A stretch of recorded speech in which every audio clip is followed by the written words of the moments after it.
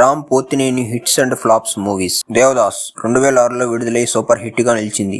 జగడం 2007లో విడుదలై ఫ్లాప్ గా నిలిచింది. రెడీ 2008లో విడుదలై బ్లాక్ బస్టర్ గా నిలిచింది. మస్కా 2009లో విడుదలై సెమీ హిట్ గా నిలిచింది. గణేష్ 2009లో విడుదలై ఫ్లాప్ గా నిలిచింది. రామ కృష్ణ కృష్ణ 2010లో విడుదలై యావరేజ్ గా నిలిచింది.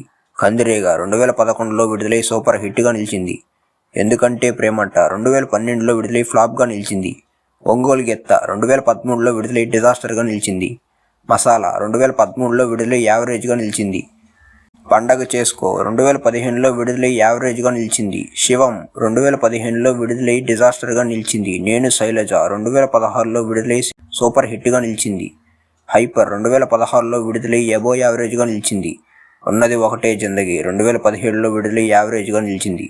హలో గురు ప్రేమ కోసమే 2018లో విడుదలై హిట్గా నిలిచింది. స్మార్ట్ శంకర్ 2019లో విడుదలై బ్లాక్ బస్టర్గా నిలిచింది. రెడ్ 2021లో విడుదలై సూపర్ హిట్గా నిలిచింది. ద వారియర్ 2022లో విడుదలై యావరేజ్గా నిలిచింది. స్కంద 2023లో విడుదలై యావరేజ్గా నిలిచింది.